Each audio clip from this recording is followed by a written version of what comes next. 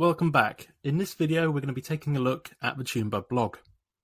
So the TuneBud blog by default can be found in a couple of places. So on your live site, let's go to the menu, and under info you'll see that blog is listed right here, and you can visit the blog by clicking on that, or we can scroll down the page and right at the bottom you can find blog. So let's just click on that for now, and you can see that it's completely bare. We have no categories, latest posts or anything. So let's get started, and let's go over to the admin area and start putting our blog together. So once you're in your TuneBud admin area, what you need to do is head over to the blog tab. So we'll click on that, and we'll start with accounts. So accounts are the people which will be writing on the blog. So if you have a couple of people that work for your library that are writing the posts, you can actually give their name in this area. So what we're going to do is we're going to add another author name. So all you do is click on add account, and then you'll be in this area here, and we'll go for author name 1. So we have now another author, so we'll add that. So we've got now 2 authors, and we'll click on update accounts. Now these can take a little while to make your changes, so we'll just leave it as it is there. Next, we'll go for categories. So we've created one already, which is tips for using music. And I'm going to add another one by going to add category. And what you do is you just give it a title. And then you can make sure that it's only showing for a certain period of time by just unticking this box here and selecting dates that you want these blog posts to show.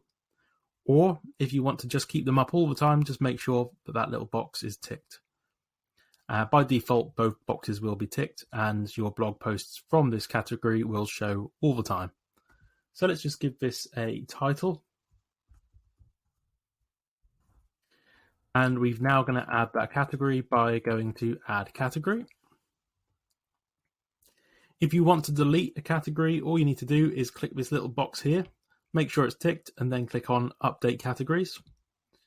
You can also rank categories by going to this one here where it says rank categories, clicking on that, and we can change the order, so you can move that one down, and when you're happy you can just click on save ranking. If you want to take one of these categories offline for a little while, so they're not active or being displayed on the site, all you need to do is click on edit and then untick this active on site button, and then again click update category and update categories. The next thing we're going to do is head over to posts, and we're going to make our first blog post. So let's go to posts. So what we'll do is we'll click on add post, and what we're going to see is actually a lot very similar to much of the site that we've been looking at before in previous videos. So the first thing we'll do is add our post title. So this one's going to be called Amazing Blog Post, and it's by test author 1 because we haven't actually had the accounts that we've just created come through yet, so we're just going to have test author 1. But here you would choose the account that you just created here and one of the categories that we've created here. But like I say, this hasn't yet updated, so it will take up to sometimes half an hour for those to be completely live on the site. Then what you can do is you can add an image.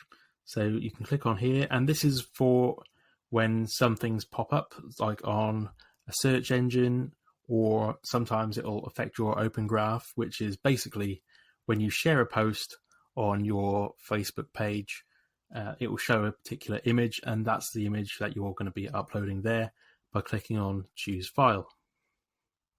You can also choose the post date and whether it is active on your site. It's very self-explanatory, really. And this part up here is the post summary. And what this is it's going to be like a little summary that they'll see in the main blog area. So it'll just be here. You won't be showing the whole blog post here. The idea is that your summary intrigues them, then they'll click on the blog post, and then if they like that blog post, they can read that and see what they like. So in this area, you can add an image, you can add a little bit of a summary, and just tell people what it's about. Often putting an image here is enough, and you can do that by using this little button here. Adding images and text is very similar to your standard word processors. You can also add HTML, but I wouldn't recommend that for your summary, but it's there if you want it. Moving down the page is where you put your main body text. So this is where you're going to put your main blog post. So I'm just going to put in and blog, just so there's something in those boxes. And I'm going to add that post. And it may not be live on the site as of yet, because sometimes these can take a little while just to update on our site. And also we don't have those, so there we go. It's not quite live yet, but it will be showing up very soon. So that's how you use the blog area. The systems option thing here is just if you want to log out, and you'll find it on a lot of these different tabs as well. It's just if you want to log out of the admin area. So that's the blogs tab, and that's how you use all of the different features of the blogs tab.